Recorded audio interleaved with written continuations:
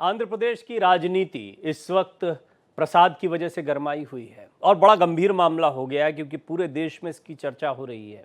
आंध्र प्रदेश के तिरुपति बालाजी मंदिर के पवित्र लड्डू प्रसादम में मिलावट का एक बड़ा विवाद सामने आने के बाद सियासी और धार्मिक हलकों में हड़कंप मच गया है। गुजरात में स्थित एक प्रयोगशाला की जांच रिपोर्ट में यह खुलासा हुआ है कि प्रसाद में उपयोग किए जाने वाले घी में मछली का तेल और जानवरों की चर्बी मिलाई जा रही थी। इस रिपोर्ट के आने के बाद पूरे देश के संतों और श्रद्धालुओं में भारी नाराजगी है। लोगों ने तिरुमाला तिरुपति देवस्थानम के ट्रस्ट बोर्ड को तत्काल भंग करने की मांग की है, जबकि आंध्र प्रदेश के सत्ताधारी और विपक्षी पार्टियों के बीच आरोप प्रत्यारोप का दौर शुरू हो गया है।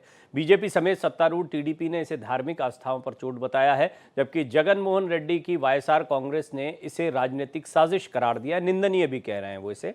वहीं ट्रस्ट बोर्ड ने घी की गुणवत्ता सुनिश्चित करने के लिए एक 4 सदस्यीय समिति का गठन करते हुए घी सप्लाई करने वाली फर्म को ब्लैकलिस्ट करने की प्रक्रिया शुरू कर दी है। लेकिन ये मामला अब राज्य से निकलकर राष्ट्रीय स्तर पर पहुंच गया है। क्या है पूरा विवाद, क्या है इसके पीछे की साजिश? और दूसरा, जब घी की गुणवत्ता पर बात होती है तो ये आपके हमारे खाने में भी है, ये तमाम मंदिरों के प्रसाद में भी है। इसको भी बड़ी गंभीर, कितनी जगह पर जांच पड़ताल होती है कि लेबोरेटरी में कोई सैंपल जाएगा और पता लगेगा इस घी में क्या है क्या नहीं है। इस पर करेंगे मेहमानों से चर्चा, लेकिन उससे पहले ये रिपोर्ट।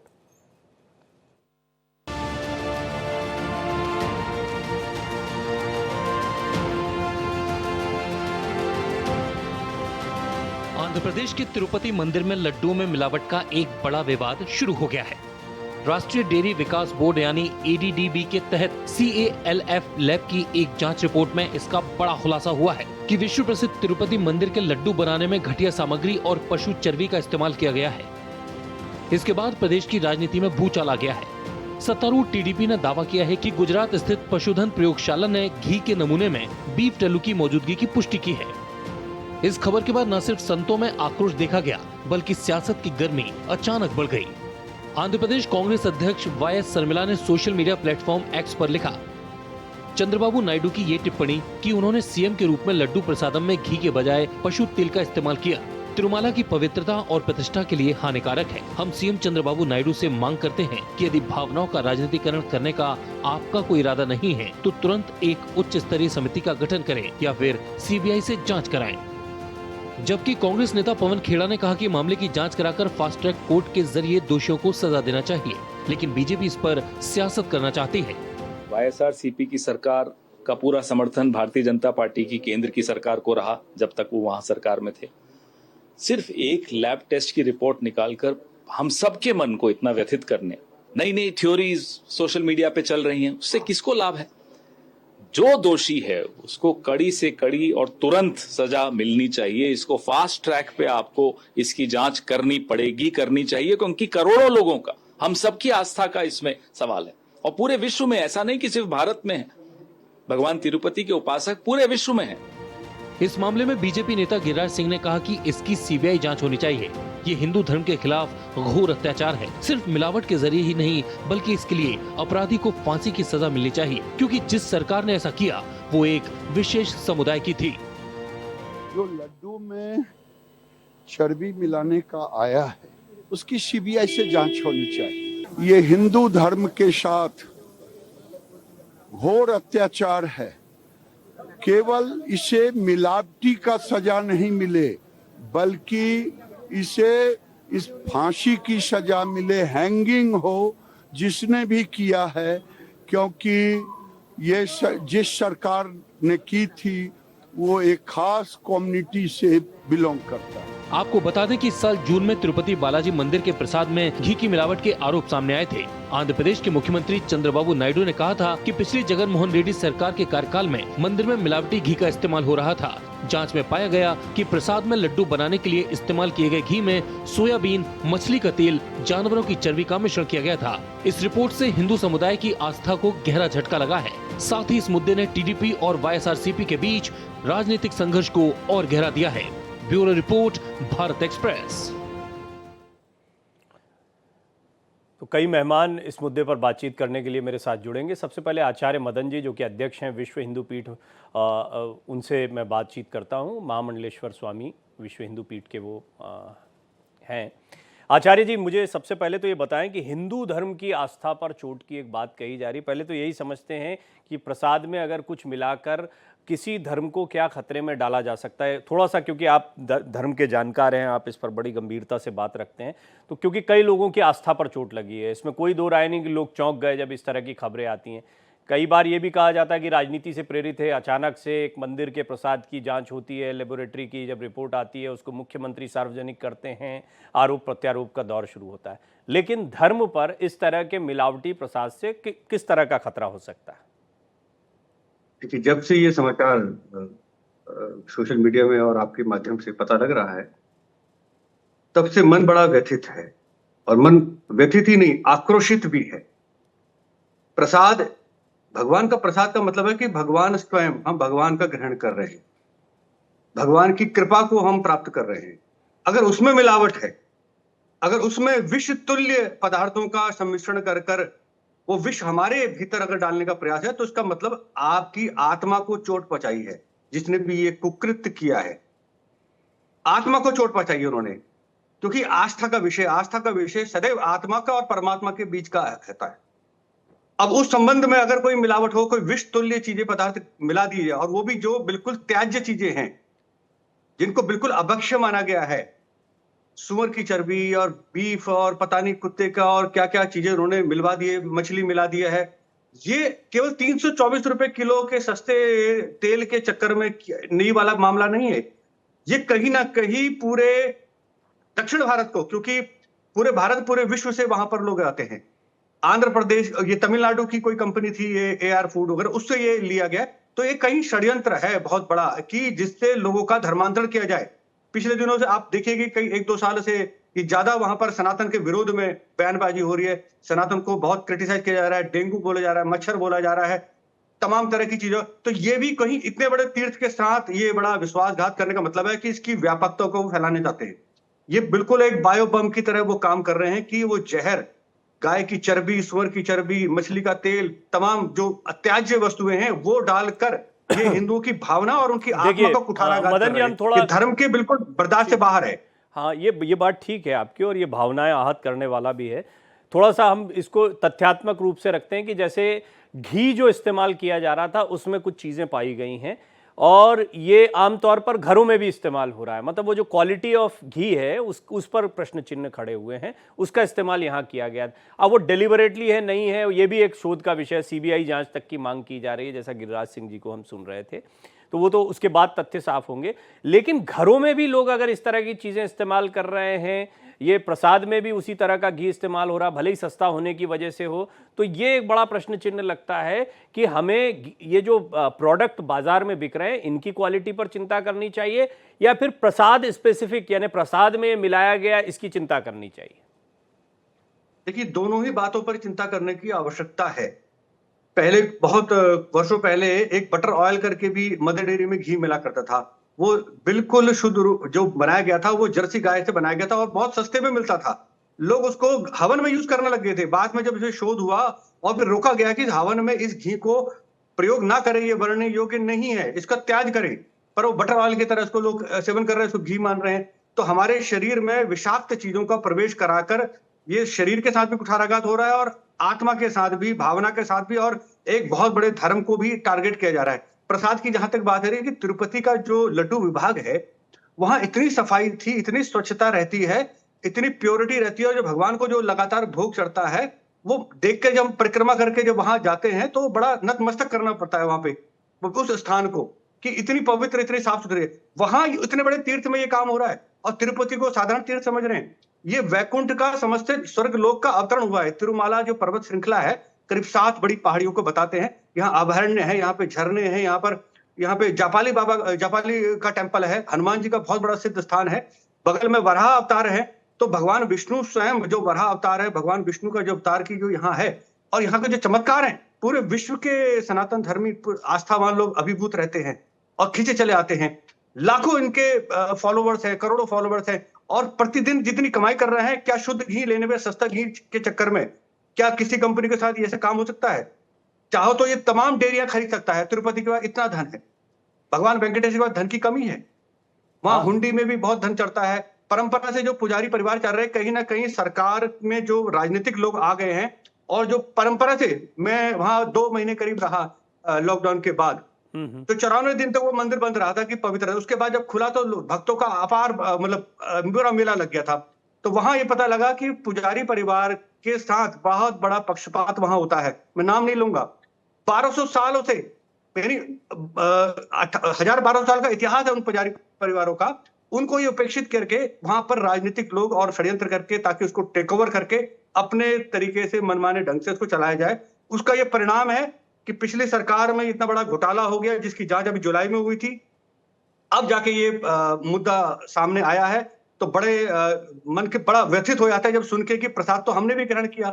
प्रसाद को लोग एयरपोर्ट से बाय एयर भी मंगवाते थे, कोरियर देकर स्पेशल ठीक प्रसाद है, देते थे। चलिए, ये एक इतने लोगों को हमने आपने प्रसाद आपने वितरण धार्मिक किया रूप अपने से हाथों। कई महत्वपूर्ण बातें मदन जी रखी हैं। रमेश भाई रूपारेलिया, जो कि देश के बड़े जाने माने गौपालक हैं, वो भी मेरे साथ जुड़ रहे हैं। हम कृषि संबंधित और गाय संबंधित कई विषयों पर उनसे चर्चा कर चुके हैं, और आज जो मसला आया वो घी का मसला आया है।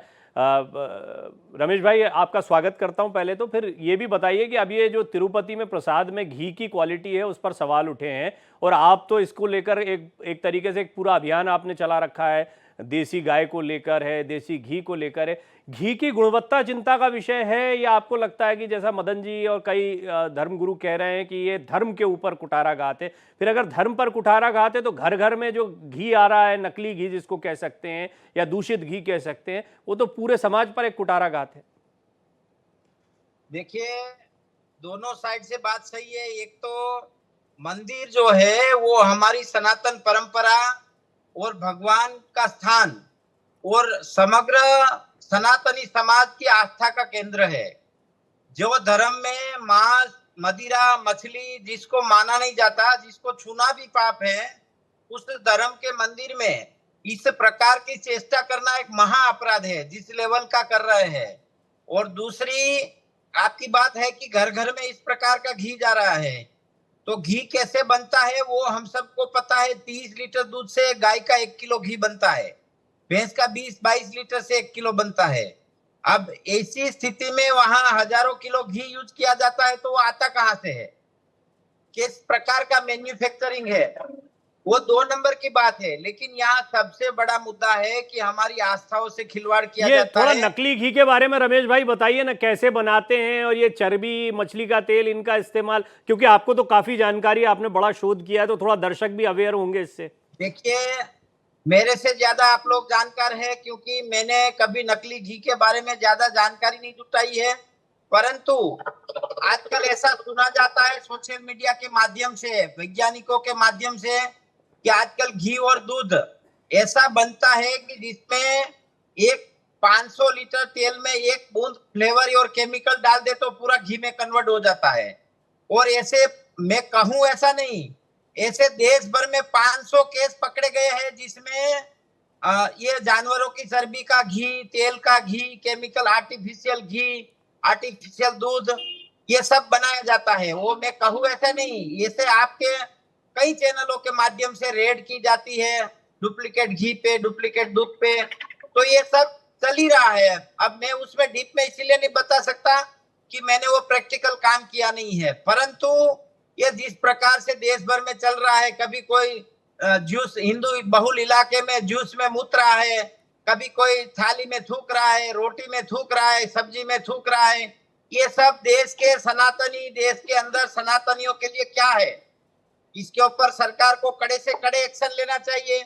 और ऐसे तिरुपति बालाजी मंदिर विश्व का सबसे धनाढ्य मंदिर है, जिसके अंदर भक्तों के द्वारा इनकम भी काफी हो रही है, उसके बावजूद भी 300 डुप्लीकेट घी क्यों, ये सोच का विषय है। ये आपने भी कहा, मदन जी भी आपसे पहले ये बात बोल चुके हैं। सबके बीच में महामंडलेश्वर स्वामी प्रबोधानंद गिरी जी महाराज, जो कि राष्ट्रीय अध्यक्ष हैं हिंदू रक्षा सेना के, वो भी मेरे साथ जुड़ गए हैं। आपका बहुत बहुत स्वागत करता हूं महाराज जी। आपने चर्चा के कुछ बिंदुओं को सुना होगा, तो ये एक तरह से आस्था पर तो हमला है ही, लेकिन एक बड़ी चिंता का विषय क्या ये भी दिखाई देता है कि घर घर में इस तरह के प्रोडक्ट्स का इस्तेमाल हो रहा है, या आपको ऐसा लगता है कि मंदिरों में खास तौर पर इस तरह इसको साजिशन किया गया है, या सस्ते के चक्कर में घी का इस्तेमाल हुआ है? थोड़ा, क्योंकि आप इतने महत्वपूर्ण पद पर बैठे हुए हैं, हिंदू धर्म के मानने वाले, आपको बहुत गौर से सुनना चाहेंगे, थोड़ा उनको बताएं कि इस पूरी घटना को कैसे लें। डॉक्टर प्रवीण जी, आपका पहले वे तो बहुत बहुत साधुवाद, आशीर्वाद कि आपने एक बड़े महत्वपूर्ण विषय को उठाया है। आपके चैनल को भी मैं शुभकामनाएं देता हूं। भगवान आपको खूब शक्ति दे, सामर्थ्य दे, क्योंकि जो चल रहा है ये वास्तव में बहुत बड़ा दुखदाई है। और आपको मैं ये बता देता हूं, आज ये केवल लड्डू में गाय का मांस जाना, गाय की चर्बी जाना और मछली का तेल जाना, या ऐसे जो पदार्थ हैं जो धार्मिक आस्था के विपरीत हैं, अर्थात धार्मिक आस्था के साथ खिलवाड़ करने का जो काम हुआ है, वो एक अंतरराष्ट्रीय षड्यंत्र है। पूरे विश्व के एक जिहादी गैंग है और उस जिहादी गैंग में लोग सम्मिलित हो गए हैं। लोग पैसा, छोटा सा पैसा प्राप्त करने के चक्कर में उस जिहादी गैंग से के साथ साठगांठ कर हिंदुओं के धर्म स्थलों पर हमला कर रहे हैं, हिंदुओं की आस्थाओं पर हमला कर रहे हैं, हिंदुओं पर हमला कर रहे हैं। और उसी जिहाद के तहत ये हिंदू मंदिर की आस्था के प्रति जिहाद है। और आपको बताऊं, अभी तक जो हमें सुनने में मिला है कि जगन रेड्डी के खिलाफ कोई कार्रवाई नहीं की। चर्चा खूब हो रही है, लेकिन जगन रेड्डी को तत्काल गिरफ्तार करना चाहिए, पहला काम, क्योंकि उसकी सरकार में ये काम हुआ है। और दूसरा जो है, बड़ा अपराध किया है कि तिरुपति का संचालन करने वाला प्रशासन जो करोड़ों रुपए से ऐश और आराम करता है, जो वहां का मंदिर का जो धन है केवल भक्तों के लिए है और भगवान के लिए है, जो ये दुष्ट से दुरुपयोग कर रहे हैं और ये साठगांठ करके कमीशन एजेंट के रूप में ये चर्बी गाय की मिला करके पूरे हिंदू की आस्था के साथ खिलवाड़ करते हैं। मैं आपके माध्यम से कहना चाहता हूं, भारत सरकार को बिना विलंब करे जगन रेड्डी को गिरफ्तार करना चाहिए और उसको जो है वहां के प्रशासन को गिरफ्तार करना चाहिए, वहां के प्रशासन को गिरफ्तार करके जांच करनी चाहिए। और मैं एक बात और कहना चाहता हूं, ये जो जिस डेयरी से आया है उस डेयरी को तुरंत सील करना चाहिए और सील करके उसके अधिकारियों को जेल में डालना चाहिए, क्योंकि उस डेयरी ने इतना बड़ा पाप किया है, पूरे विश्व के हिंदुओं का अपमान किया है उसने और हिंदू आस्था के साथ खिलवाड़ किया है जी। और भारत सरकार को केवल बयान नहीं देना चाहिए। भारत सरकार के कैबिनेट मंत्री बयान दे रहे हैं कि आप बयान शिरोमणि कब तक रहेंगे, आप केवल बयान दे करके कब बच जाएंगे। आप बिना विलंब करे तत्काल कार्रवाई करो, जो है तीनों को गिरफ्तार करो, जो उसके तिरुपति का शासन प्रशासन है उसको गिरफ्तार करो, डेयरी जो है नेशनल डेवलप डेयरी बोर्ड है उसके कर्मचारियों को, अधिकारियों को गिरफ्तार करो कि इन्होंने जानबूझ करके जघन्य अपराध किया, छोटा अपराध नहीं है, बहुत बड़ा अपराध है ये और अक्षम्य अपराध है, ये क्षमा भी नहीं किया जा सकता। इसीलिए तीनों लोग इसमें इन्वॉल्व हैं और तीनों प्रशासनिक के बड़े लोग हैं जिन्होंने करोड़ों रुपए का इसमें घोटाला भी किया है, साथ साथ हिंदू आस्था के साथ आपने कुछ महत्वपूर्ण बिंदु उठाए हैं। आप जिम्मेदार पद पर भी हैं, तो आप धार्मिक आस्थाओं को ठेस पहुंची ये समझा जा सकता है। कार्यवाही, स्वामी चक्रपाणी जी भी मेरे साथ जुड़ गए हैं, अध्यक्ष हैं हिंदू महासभा के। चक्रपाणी जी, आपका भी स्वागत करता हूं। ये बड़ा गंभीर मसला है, आने के बाद में सचमुच कई लोग जो हैं व्यथित हो गए इसको सुनने के बाद, इस तरह की खबर आने के बाद में। क्या होना चाहिए? ये तो कई चीजें अभी महामंडलेश्वर स्वामी प्रबोधानंद गिरी जी ने बताई हैं, लेकिन मैं चाहूंगा कि हिंदू महासभा या आप लोग किस तरीके से इस मामले में आगे बढ़ेंगे, और क्या अन्य मंदिरों में भी इसी तरह से, क्योंकि हमारे देश में तो मंदिरों की बड़ी तादाद है, बड़े बड़े मंदिर हैं, यहाँ पर प्रसाद जो है वो बनता है, उसमें किस तरह का घी इस्तेमाल हो रहा है, इसकी जांच होनी चाहिए, या आपको लगता है कि ये एक साजिशन है, किसी एक जगह पर ही किया गया और पूरा मामला जो है वो एक ही जगह फोकस हो गया है? देखिए प्रवीण जी, आप एक वरिष्ठ पत्रकार हैं, आप अच्छी प्रकार से जानते हैं जगन मोहन रेड्डी जब से सत्ता में बैठे 10 सालों तक, हमने तो कितनी बार कई विषयों पे विरोध किया। वो सीधे हिंदू और सनातन का विरोध करते थे। कितने मंदिर गिरवाने के उनके रिकॉर्ड है कि उन्होंने ही जारी किया था कि चर्चों पे सिक्योरिटी लगाई जाए और हिंदू मंदिरों को उपेक्षा किया जाए। आप देखिए कि आंध्र का तिरुपति बालाजी मंदिर ऐसा है जो देश ही नहीं बल्कि पूरे विश्व के लाखों करोड़ों आस्थावान उससे जुड़े हुए हैं। कहीं भी जब प्रसाद लड्डू जाता है वहां का, तो प्रसाद जाने के बाद लोग सोचते हैं चलो हम नहीं पहुंच पा रहे, प्रसाद लेते हैं और थोड़ा थोड़ा दर्जनों लोगों में, सैकड़ों लोगों में अपने अपने जो है सामर्थ्य अनुसार बांटते हैं। और भक्त सनातनी जो कभी लहसुन प्याज भी वर्जित है, वो नहीं खाता, उसको बताइए कि गाय की चर्बी, सुअर की चर्बी, मछली की चर्बी और तेल डाल करके खिला दिया गया, इससे बड़ा पाप जघन्य कुछ नहीं हो सकता। और सबसे बड़ी बात कि अभी स्वामी प्रबोधानंद जी महाराज ने बिल्कुल सही कहा कि अभी तक सिर्फ बयानबाजी हो रही है। मैं तो धन्यवाद दूंगा चंद्रबाबू नायडू जी को कि उन्होंने इन पूर्व मुख्यमंत्री जो है जगन मोहन रेड्डी का एक्सपोज किया और उसके साथ ही तत्काल रूप से उस चर्बी को प्रतिबंधित करते हुए देसी घी का प्रयोग कर दिया है। तो ये बहुत ही ठीक है। लेकिन जो अब तक पाप किया जगन मोहन रेड्डी ने, आप जरा बताइए, अब निचले स्तर पे गली मोहल्लों के फल बेचने वाले थूक जिहाद कल तक करते थे, मूत्र जिहाद कोई गाजियाबाद में जूस पिला के कर रहा भी गिरफ्तार हुआ।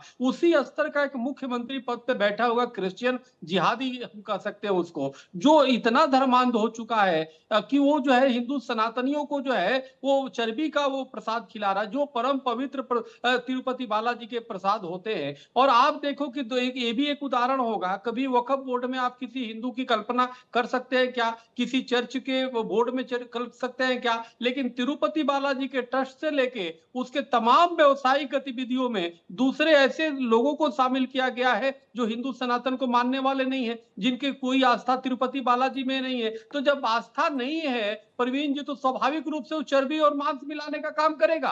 तो यह जो करेगा, तो आखिर इसके पीछे कौन दोषी है? इसके पीछे वो दोषी है जो मुखिया जगन मोहन रेड्डी जिम्मेदार है, और सीधे से वो जिम्मेदार है। तत्काल रूप से उनको गिरफ्तार किया जाना चाहिए और उनको सलाखों के अंदर डालना चाहिए। जैसे थूक जिहादी को तुरंत जेल भेजा जाता है, मूत्र जिहादियों को जेल भेजा जाता है, उसी प्रकार से इनका आप देखो कि अब विपक्ष इस पे पूरा मौन है। विपक्ष इस पे स्पष्ट रूप से जगन मोहन का नाम लेने से बच रहा है। कोई इधर बोल रहा है, कोई उधर बोल रहा है। मैं आपको बताना चाहता हूं प्रवीण जी, इसके पहले भी इन्होंने तो लड्डुओं को बेचने का धंधा कर दिया था जगन मोहन रेड्डी ने। हम लोगों ने, हिंदू महासभा ने विरोध किया।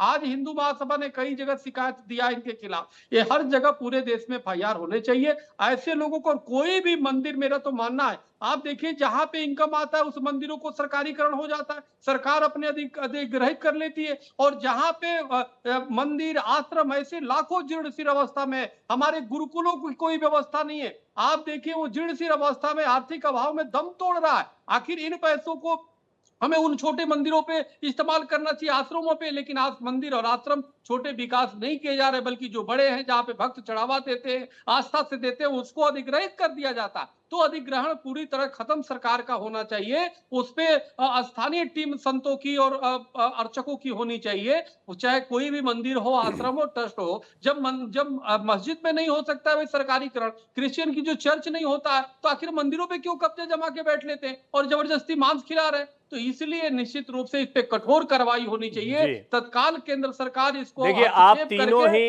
तीनों ही धर्म के और खासतौर पर सनातन धर्म के बहुत महत्वपूर्ण पैरोकार हैं, तो मैं बहुत संक्षेप में तीनों से जानना चाहूंगा।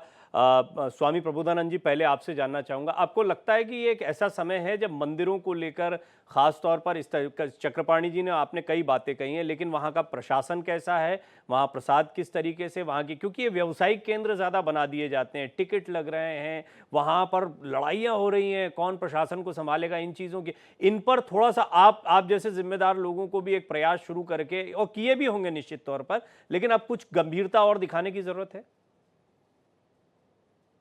स्वामी चक्रपाणी जी महाराज ने जो कहा है मैं उसका समर्थन करता हूं, और वास्तव में सरकार को तत्काल तिरुपति बालाजी का जो प्रशासन है उसको भंग करके और वहां का कोई स्थानीय लोगों का एक व्यवस्था बनानी चाहिए, चाहे वो ट्रस्ट बना दो लोगों का जो धार्मिक आस्था के लोग हैं, क्योंकि ये जो सनातन संस्कृति के मंदिर हैं उन मंदिरों को दूषित करके कोई ईसाई कोई मुसलमान आकर के बैठ जाता है और वो वहां उपद्रव करता है।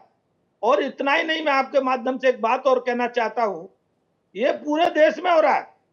4.5 लाख मठ मंदिरों को सरकार ने कब्जा किया हुआ है और पूरे भारत में एक मस्जिद कब्जे में नहीं है, एक चर्च कब्जे में नहीं है और एक मदरसा कब्जे में नहीं है।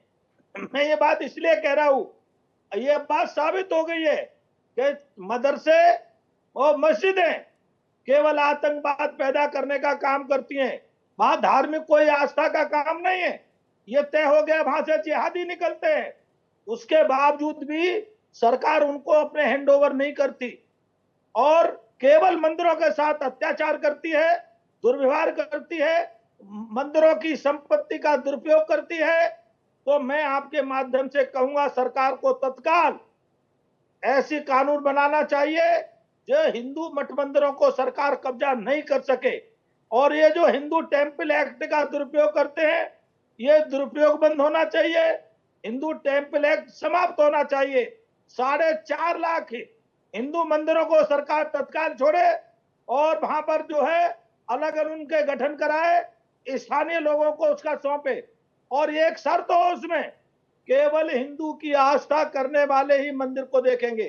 दूसरी बात जो है कि मंदिर में जो पैसा आता है वो केवल भगवान के काम के लिए, भगवान के मठ के मंदिर के लिए या शिक्षा के लिए या धार्मिक शिक्षा देने के लिए उपयोग किया जाएगा। ये मंदिर को कोई व्यापार का स्थल नहीं बनाया जाएगा कि यहाँ लड्डू बिक रहा है, यहाँ पर लाइनें लग रही हैं, 100 रुपए की अलग है, 200 रुपए की अलग है, 500 रुपए की अलग है।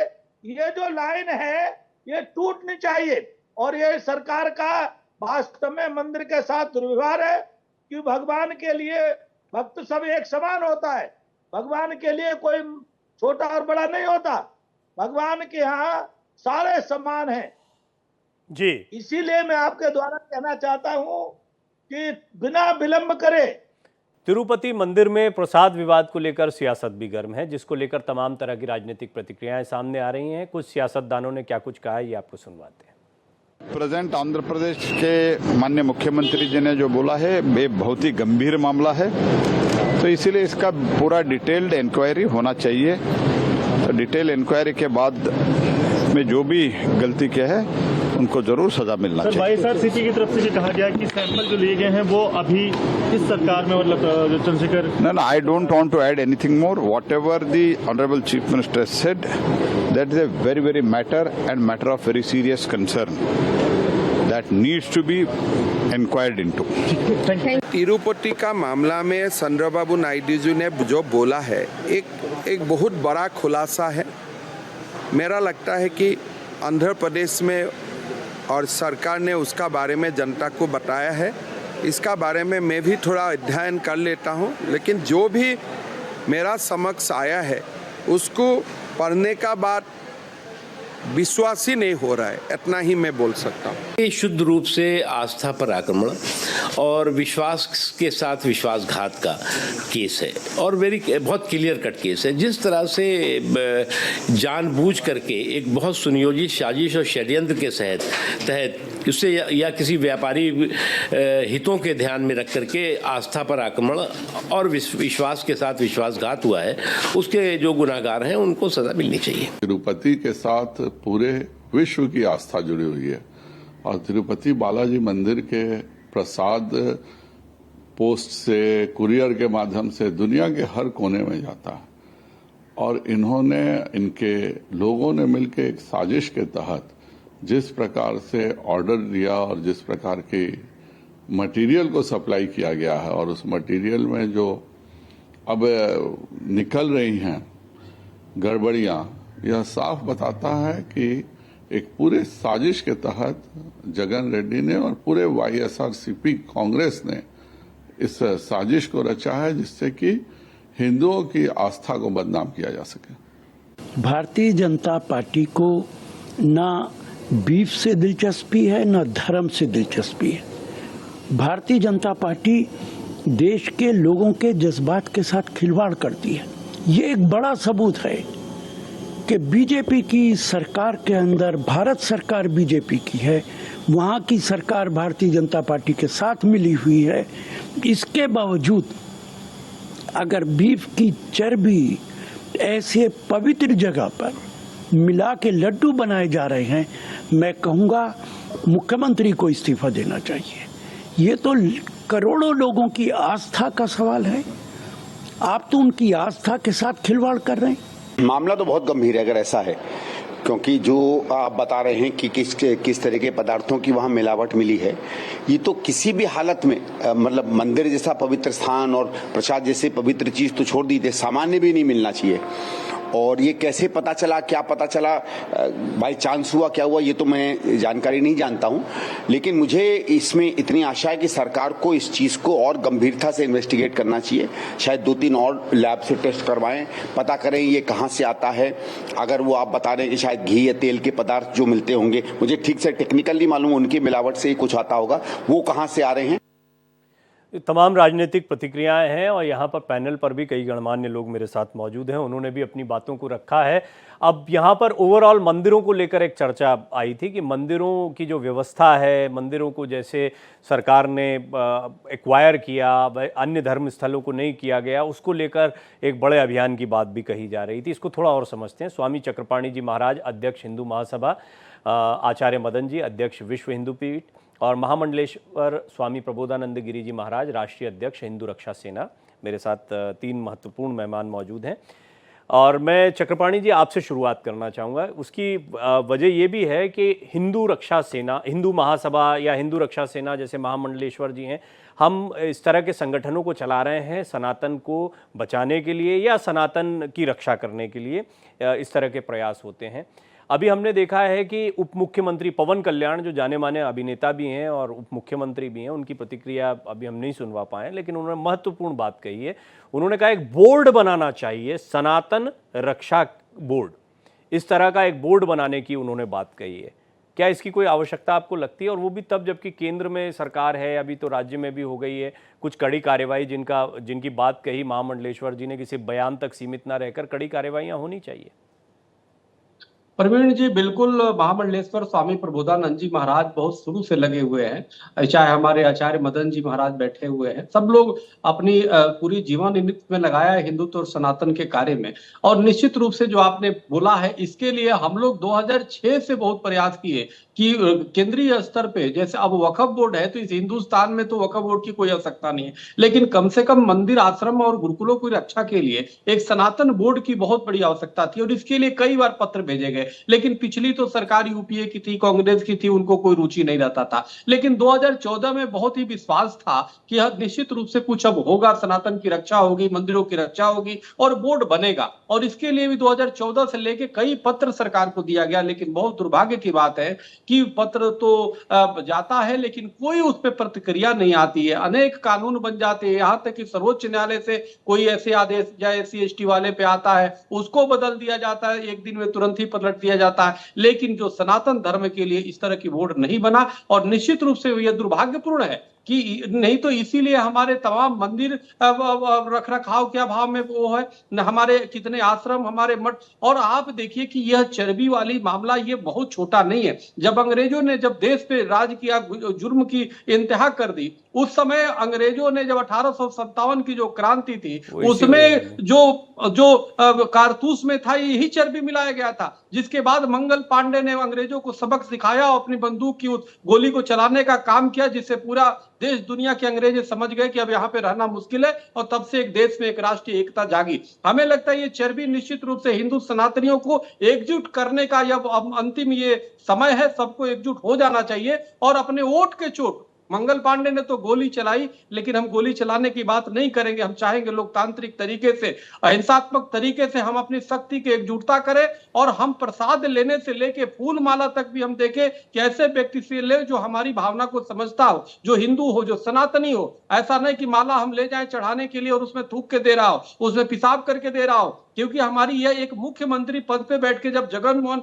रेड्डी इस तरह की हरकत कर सकते हैं, तो छोटे मोटे गली मोहल्ले में कितना करेंगे। इसलिए चाहे हमारे पूज्य आचार्य मदन जी महाराज हो, चाहे पूज्य हमारे महामंडलेश्वर अध्यक्ष जो हिंदू रक्षा सेना के हैं, ये सब कार्यकर्ता और तमाम ऐसे हमारे पूरे देश में लाखों संत और महात्मा है जो हिंदुत्व के लिए काम करते हैं। मैं चाहता हूं कि सभी लोग अब एकजुट होने की आवश्यकता है। पार्टी पॉलिटिक्स और पक्ष विपक्ष आपस में तो ये 2020 खेलने लगते हैं जितने राजनीतिक पार्टियां हैं, लेकिन अब आवश्यकता है सनातन को बचाना होगा, क्योंकि सनातन बचेगा तभी हमारे वसुधैव कुटुंबकम के सिद्धांत। ठीक है, कदम क्या उठाए जाना चाहिए इस पर, कदम क्या उठाए जाने चाहिए इस पर बात करेंगे। मदन जी, आपका भी मैं टिप्पणी चाहूंगा। आमतौर पर अभी राजनीतिक रूप से हम ये देखते हैं कि एक कांग्रेस की तरफ से भी प्रतिक्रिया आई कि सेंटिमेंट से खेला जा रहा है, भावनाओं से खेला जा रहा है, और ये माना जाता है कि सत्ताधारी दल भारतीय जनता पार्टी हिंदुत्व की बात करती, हिंदुत्व की राजनीति करती, तो उनके लिए सुविधा होता है इस तरह के मुद्दे जो हैं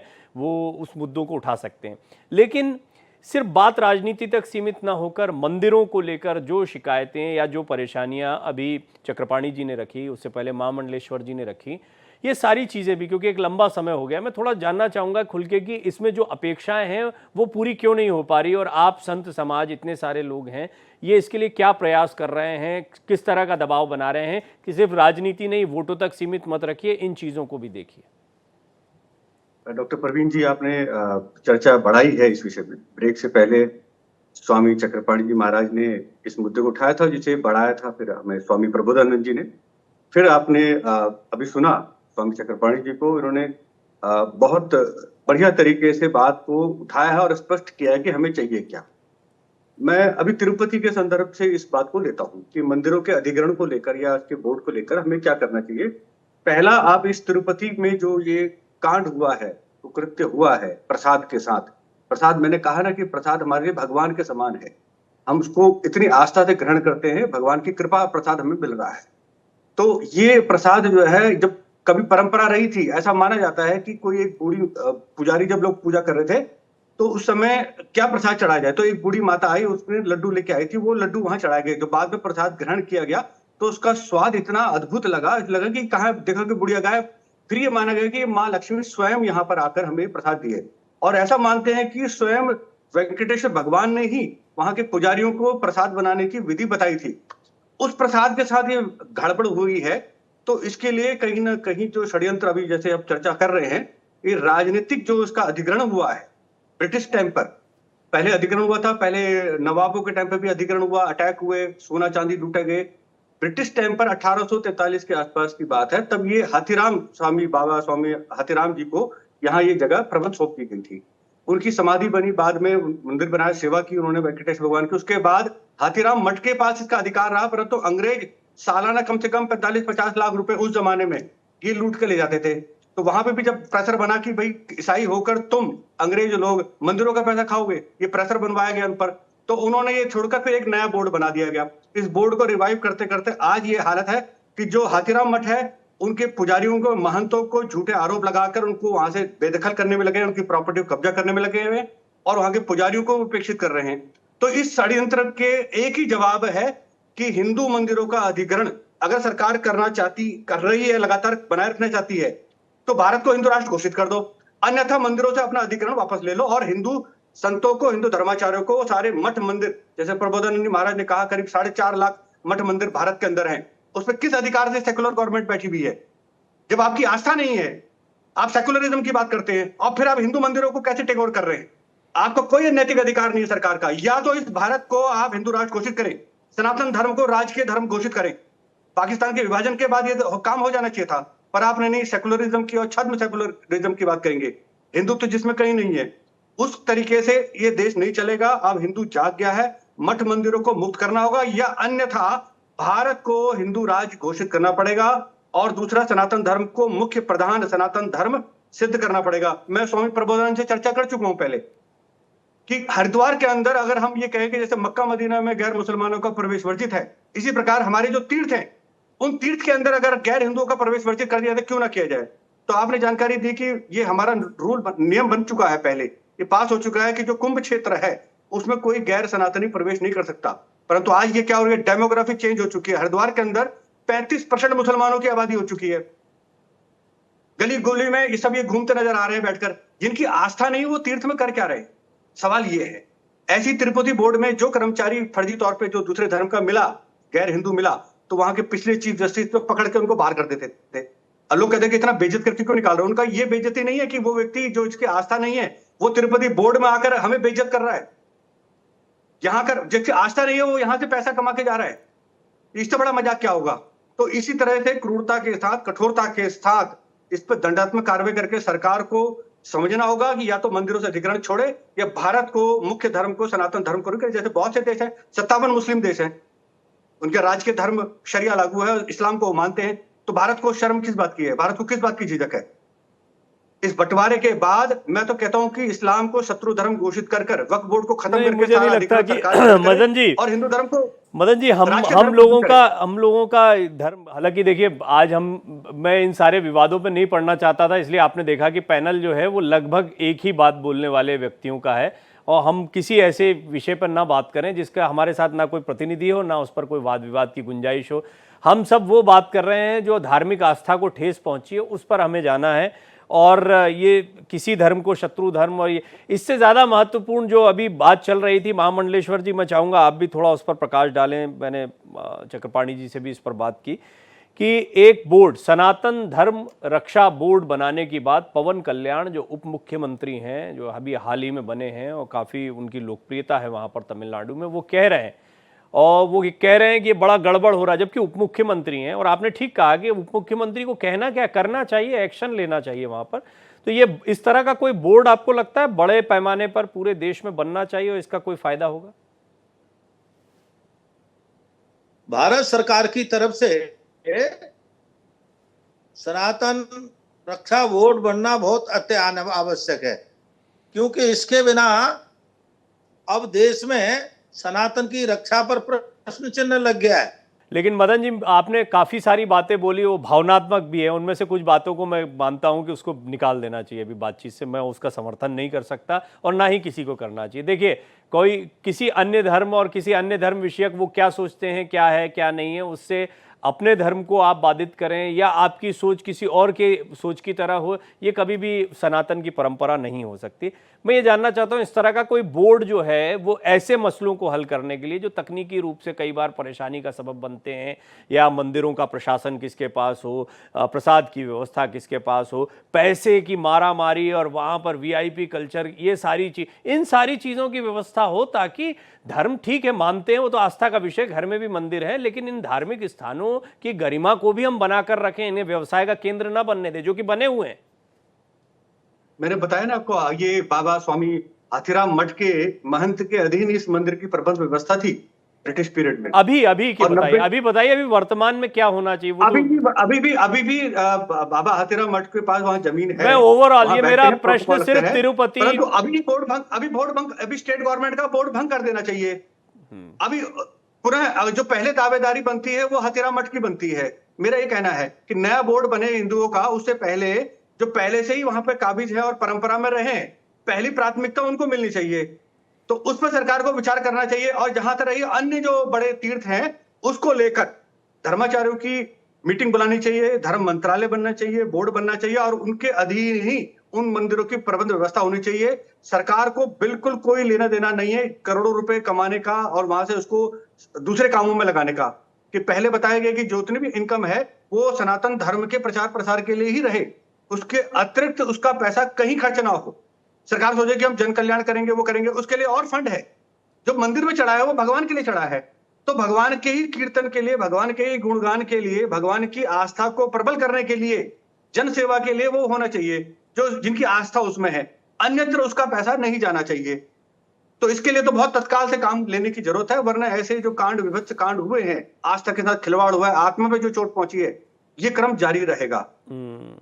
इसको रोकने का और कोई उपाय नहीं है। जी या तो भारत सरकार सनातन धर्म को राजकीय धर्म घोषित करे। नहीं, ठीक है, ये विषय लंबा डिस्कस किया जा सकता है। हालांकि मैं भारत और वैदिक विज्ञान पर काफी कार्य करता रहा शोधार्थी के तौर पर, और उसमें भारत के जो मंदिर थे वो बैंकिंग प्रणाली का सबसे पुरातन स्वरूप रहे हैं। वहां से पूरा समाज संचालित होता था, पूरी अर्थव्यवस्था संचालित होती थी, इसके ठोस प्रमाण मिलते हैं। तो वो एक व्यवस्था थी, लेकिन हाँ, उस व्यवस्था को सीमित, जैसे महामंडलेश्वर जी ने कुछ महत्वपूर्ण बिंदु उठाए कि आप एक सीमित दायरे में क्यों, अगर इसको इस तरह से देखते हैं तो सभी के विषय में ऐसे सोचें। और ये भी है कि पहला अधिकार मंदिर का होगा, मंदिर के धन पर पहला अधिकार किसका होगा? मंदिर का होगा, मंदिर की व्यवस्था का होगा। महामंडलेश्वर जी जुड़ गए मेरे साथ में, अब आप अपनी बात कहें, शायद हम आपको सुन पाए, तकनीकी व्यवधान दूर हो गया। प्रवीण जी, मैं पहले तो वहां के मुख्यमंत्री जी को बहुत बधाई देता हूं कि उन्होंने इतना साहसिक कदम किया कि जो हिंदुओं के खिलाफ षड्यंत्र चल रहा था, उन्होंने पर्दाफाश किया। दूसरी बात जो मैं कहना चाहता हूं, आप जो कह रहे हैं बार बार, वास्तव में सनातन रक्षा बोर्ड की तत्काल आवश्यकता है, बिना विलंब करे। क्योंकि देश में क्या आ रहा है कि सनातन के मठ मंदिरों की, सनातन के साधु संतों की, गायों की, या सनातन से संबंधित जो मान बिंदु है, उनकी रक्षा के लिए जब हम पुलिस प्रशासन के पास जाते हैं तो वो हमको कोई महत्व नहीं देता। हमको प्रैक्टिकल अनुभव आता है, हम देश में दूसरी दर्जे के नागरिक हैं। जो एक जिहादी जाता है उसको प्राथमिकता दी जाती है, वो हमारे मठ मंदिरों पे हमला करता है और पुलिस प्रशासन उसको महत्व देता है। तो इसीलिए सनातन रक्षा बोर्ड बनना अत्यावश्यक है, बिना विलंब करे बनना चाहिए, जिसमें उनकी सीधे सुनवाई हो और तत्काल कार्यवाही हो। और वास्तव में आपको एक और बात बता देना चाहता हूं, पूरे विश्व की मानवता पर हमला है, ये केवल सनातन पे हमला नहीं है, सनातन के माध्यम से पूरी विश्व की मानवता पे हमला है और पूरे विश्व की शांति पर हमला है। क्योंकि आपकी जानकारी में होगा, पूरे विश्व में अगर कोई मानवता के और शांति के लिए काम करता है तो केवल सनातन धर्म ही काम करता है। और ये जो मानवता के, सनातन धर्म के दुश्मन है, वो आए दिन षड्यंत्र करते रहते हैं और उनके हाथ पैर इतने लंबे हो गए हैं कि सरकारों में उनकी मर्जी से चलता है और सरकार उनके सामने मौनी साबित होती है। और मौनी साबित इसलिए मैं कह रहा हूं, अभी आप खुद देख रहे हो, पूरे देश में चर्चा हो रही है, आप भी चर्चा कर रहे हो, लेकिन क्या सरकार की कार्रवाई हो रही है? क्या कोई सरकार की कोई कार्रवाई नहीं हो रही, क्योंकि सरकार केवल देखने का काम कर रही है। सरकार को एक्शन का काम करना चाहिए। तो सनातन रक्षा बोर्ड जब होगा, वास्तव में मदन जी भी इस बात को कह रहे हैं, हमारे स्वामी चक्रपाणी जी भी महाराज कह रहे हैं, और हम नहीं कह रहे। हम भले ही पैनल में 3 लोग बैठे हैं, लेकिन पूरे देश के सनातनियों का इच्छा है और पूरे देश के सनातन मानने वालों की इच्छा है कि हमारे सामने एक कोई बोर्ड होना चाहिए, एक कोई पटल होना चाहिए। इस मांग को कैसे आगे बढ़ाएंगे, मतलब आप अपने स्तर पर कैसे आगे बढ़ाएंगे इसको? एक तो ये टीवी डिबेट में हमने कह दिया और ये एक हमारी इच्छा है, लेकिन कैसे आगे बढ़ाएंगे आप? मैं इसको हम तत्काल हम भारत सरकार को फिर लिख के देने वाले हैं। पहले भी कहा है कि भारत सरकार इसमें तत्काल कार्रवाई करे, और आपने इसमें मदद की है, उसके लिए भी धन्यवाद। और अगर ये नहीं मानेंगे तो वहां चक्रपाणी जी हैं, ये भी आंदोलन करने के लिए तैयार रहते हैं, मदन जी भी है, और हम देश के साधु संतों को फिर ठीक है। अब क्लोजिंग कमेंट में जा रहा हूं, तो स्वामी चक्रपाणी जी, मैंने एक प्रश्न आपसे पहले भी किया था, क्या हमें अन्य मंदिरों के विषय में भी इसी तरह से थोड़ी चिंता करनी चाहिए? अब वहां भी क्या घी तेल इस्तेमाल हो रहा है, कुछ पता नहीं। देखिए जी प्रवीण जी, मैं एक शेर कहूंगा कि एक दो जख्म नहीं पूरा बदन है जख्मी। ये सनातन धर्म के लिए है, हम सनातनियों के लिए, कि 1-2 जख्म नहीं पूरा बदन है जख्मी, दर्द बेचारा परेशान है उठे कहां से। हमारे गौ माता को राष्ट्रीय प्राणी नहीं बनाया गया। आज भी बीफ का सबसे बड़ा निर्यातक देश भारत हो गया। आप देखिए मंदिरों की हालात वही है, आश्रमों के हालात वही हैं, फिल्में जो बन रही है हिंदू सनातन विरोधी बन रहा है, उसमें कभी ब्राह्मण का अपमान, कभी संतों का अपमान, कभी हिंदुओं का अपमान, कभी मठ मंदिरों को अय्यासी का अड्डा दिखाया जा रहा है, जबकि जाली नोट छापते हुए मदरसे में पकड़े जाते हैं, जबकि अय्यासी का अड्डा अधिकतर मदरसों में पकड़े जा रहे, 47 पकड़े जाते हैं। सवाल यह है कि एक कंसेप्ट बनाया जा रहा है कि हिंदू सनातन जो हमारा, जबकि वसुधैव कुटुंबकम के सिद्धांत करता है, जैसे हमारे पूज्य महामंडलेश्वर जी ने कहा कि पूरे अगर जो कोई धर्म है तो यही सनातन है जो पूरे विश्व को परिवार मानता है, और उसी पे टारगेट कर रहे हैं। आप देखिए कितनी संकीर्ण मानसिकता की एक मुख्यमंत्री स्तर का बैठा हुआ व्यक्ति जगन मोहन रेड्डी, और उसने जो है हिंदुओं के साथ इतना बड़ा धोखा कर दिया। आप देखिए कि और उसके बाद भी हम किसको अपना कहें। सवाल इस बात का, कोई भी सरकारें जो हमारी धार्मिक नगरी है, जो हमारे आचार्य मदन जी ने कहा, आप बताइए हरिद्वार, ऋषिकेश, चाहे काशी ले लीजिए, ये सब धार्मिक नगरी, चाहे वृंदावन मथुरा ले लीजिए, इसको पर्यटन स्थल घोषित कर दे रहे हैं लोग। पर्यटन स्थल नहीं है भाई, ये तो धार्मिक स्थल है ना। पर्यटन स्थल घोषित करेंगे तो बाहर के लोग आएंगे, घूमने आएंगे, वो तो मांस खाएंगे, मदिरा पिएंगे। पिछली बार 2013 में जो आया था उत्तराखंड में बहुत बड़ी त्रासदी, जो बहुगुणा थे मुख्यमंत्री, इसी के परिणाम से आया था। लोग उसको पर्यटन स्थल समझ के बद्रिकानाथ और केदारनाथ चाहते थे और अयासी करते थे, वहां हनीमून मनाते थे। तो हमारा ये स्पष्ट करना होगा सरकार को, और ये जो ट्रस्ट बने, जो आप बता रहे सरकार द्वारा जो हमारी मांग है, हम सबकी मांग है, पूज्य महामंडलेश्वर जी की, चाहे आचार्य मदन जी, पूरे समस्त देशवासियों को, पूरे विश्व के सनातन धर्मी चाहते हैं कि एक सनातन रक्षा बोर्ड सरकार बनाए और उसको पावर दे, ताकि सभी मंदिरों को संरक्षित हो। बड़े मंदिरों से पैसा आए तो छोटे मंदिरों में लगे, गुरुकुलों का विकास हो। लेकिन यहाँ तो सरकारें आती है, जो भी एक आती है सरकार की भाई सबसे पहला संसाधन पे अधिकार अल्पसंख्यक का है, दूसरी सरकार आती है कहती है एक हाथ में कंप्यूटर, एक हाथ में कुरान पढ़ो। अरे गुरुकुल की कोई बात ही नहीं करता है। तो हम हिंदू तो इस हिंदुस्तान में ही बेगाने हो गए हैं। आचार्य मदन जी की बात गलत नहीं है, जो उन्होंने हिंदू राष्ट्र की बात कही। प्रवीण जी, 14 अगस्त 1947 को अगर जो पाकिस्तान बन गया तो इसी आधार पे लिया जिन्ना ने कहा था कि हम एक साथ नहीं रह सकते। तो एक साथ नहीं रह सकते क्योंकि हमारी खान पान अलग है, हमारी व्यवहार अलग है, पूजा पद्धति अलग है। तुम ले लिए भाई, तो इसको तो हिंदू राष्ट्र होना ही चाहिए था। और गांधी जी ने भी कहा था कि भाई जब वो मुस्लिम राष्ट्र हो गया तो हो जाए। तो ये मांगना कोई कट्टरपंथी की निशानी नहीं है, बल्कि अपने अधिकार की बात, और इस हर हिंदू को कहना चाहिए। और नहीं, मेरा ये कहना है कि ये अभी डिबेट इसलिए नहीं कर सकते क्योंकि इस पर बातचीत करने के लिए हमारे पास कोई दूसरा पक्ष नहीं है। लेकिन निश्चित रूप से केंद्र सरकार को सनातन रक्षा कमेटी जो भी है बनाना चाहिए, जिसमें संतों का उसमें प्रभाव और अधिकार दे, ताकि हम मंदिरों की रक्षा कर सके, सुरक्षा कर सके। और मुझे लगता है मदन जी आपकी भी यही मांग है कि इस तरह का एक बोर्ड बनना चाहिए। आपने भी स्पष्ट तौर पर ये कह दिया है जी। तो कुल मिलाकर बिल्कुल बनना चाहिए। और सबसे पहले जो जरूरी है, जो ये महाभ्रष्ट कुकृत्य वेंकटेश्वर भगवान के दरबार में हुआ, उनकी शरण में, उनके नाक के नीचे हो रहा है, और ये इतने बड़े तीर्थ को अपवित्र किया गया है। तो पहले वहां एक बहुत बड़ा प्रसिद्ध तीर्थ है आकाश गंगा तीर्थ, उसका जल लेके आए। पुष्करणी झील बगल में है, वराह स्वामी का मंदिर है।